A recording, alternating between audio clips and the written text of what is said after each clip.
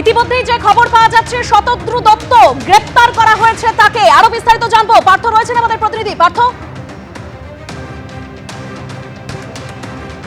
দেখো, শতদ্রু দত্তকে গ্রেপ্তার করা হয়েছে পুলিশের তরফ থেকে, কিন্তু এই বিষয়টা জানিয়েছেন এডিজি ল অ্যান্ড অর্ডার, এবং তিনি জানিয়েছেন যে বিষয়টা শতদ্রু দত্ত লিওনেল মেসি যখন এই যে ময়দান রয়েছে যুবভারতী ক্রীড়াঙ্গন, সেটা ছেড়ে লিওনেল মেসিকে নিয়ে এয়ারপোর্টে যায়, সেই এয়ারপোর্ট থেকেই কিন্তু শতদ্রু দত্তকে গ্রেপ্তার করেছে পুলিশ, এবং তার বিরুদ্ধে একেবারে পুলিশের তরফ থেকে শতপ্রণোদিত মামলা করা হয়েছে।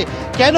কারণ পুলিশের তরফ থেকে বলা হয়েছে মিসম্যানেজমেন্ট, অর্থাৎ গোটা যে আজকে আয়োজনটা হয়েছিল সেই আয়োজনের মিসম্যানেজমেন্ট, এবং অনেকটা এটা হচ্ছে একটা বিগ ইনসিডেন্ট পুলিশের তরফ থেকে বলা হচ্ছে, বড় ঘটনা বলা হচ্ছে, যেটা মাঠের মধ্যে ঘটলো, এবং সেক্ষেত্রে কিন্তু এই অর্গানাইজার যিনি ছিলেন শতদ্রু দত্ত, তাকে কিন্তু গ্রেপ্তার করেছে পুলিশ, এবং তার বিরুদ্ধে শতপ্রণোদিত একাধিক যে ধারা, সেই ধারায় ইতিমধ্যে মামলা রুজু করেছে পুলিশ, তেমনটাই কিন্তু পুলিশের তরফ থেকে বলা হচ্ছে। আজকে লিওনেল মেসি যখন এই জায়গায় এসে পৌঁছান এবং আসার পরবর্তীকালে কিন্তু এখান থেকে কিন্তু লিওনেল মেসি আসার পর একেবারে এই যে জায়গা রয়েছে সেই যেটা হচ্ছে যুবভারতী ক্রীড়াঙ্গন, সেই যুবভারতী ক্রীড়াঙ্গনের মধ্যে যখন লিওনেল মেসি এসে পৌঁছায়, তার পরবর্তীকালে কিন্তু এখানে একটা চূড়ান্ত বিশৃঙ্খলা দেখা যায়। পুলিশের তরফ থেকে স্পষ্ট করালো যে বিষয়টি, সেটা হচ্ছে একটা মিসম্যানেজমেন্ট, এবং সেই মিসম্যানেজমেন্টের জন্য শতদ্রু দত্ত যিনি মূল অর্গানাইজার রয়েছেন, ওনাকে গ্রেপ্তার করেছে, এয়ারপোর্ট থেকে ওনাকে গ্রেপ্তার করা হয়েছে। পাশাপাশি এটাও পুলিশের তরফ থেকে বলা হচ্ছে, স্বাভাবিকভাবে একটা প্রশ্ন উঠছে যে এখানে তো প্রচুর সংখ্যায় পুলিশ ছিল, গেটে পাহারা ছিল, সেক্ষেত্রে জলের বোতল ভেতরে ঢুকলো কেন?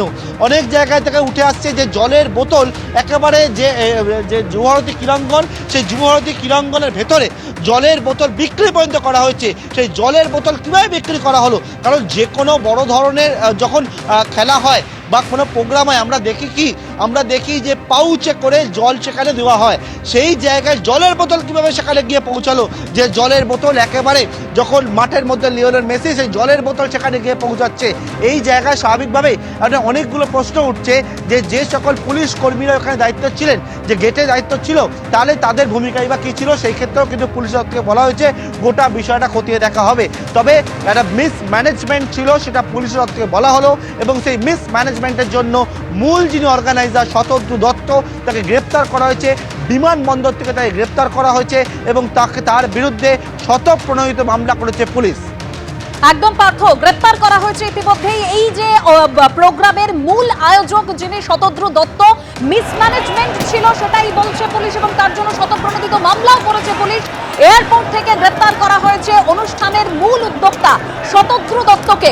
আরো কি জানা যাচ্ছে? যে আমাদের অপর প্রতিনিধি আবির দত্ত রয়েছেন। আবির, দেখো, তোমাকে জানাই, এই যে শতদ্রু দত্ত তাকে যে গ্রেপ্তার করা হয়েছে, সেই শতদ্রু দত্ত তাকে গ্রেপ্তার করার পেছনে কারণ কি? প্রথম হচ্ছে যে জলের বোতল উড়ে গিয়েছে, সেখানে দেখা গিয়েছে 150 টাকা করে এক একটা জলের বোতল বিক্রি হয়েছে ভেতরে। পুলিশের তরফ থেকে প্রেস কনফারেন্স করে বলা হয়েছিল গতকাল যে কেউ জলের বোতল নিয়ে ঢুকতে পারবে না। ভেতরে বিক্রি হলো জলের বোতল 20 টাকা, যেটা বাইরে দাম, সেটা 150 টাকায়।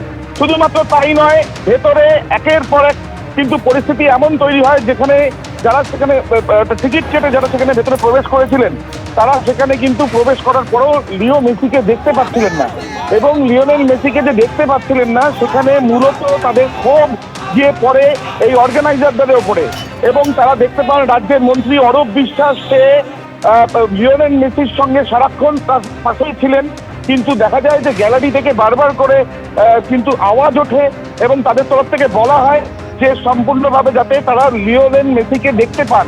এবিপি আনন্দ, এগিয়ে থাকে, এগিয়ে রাখে।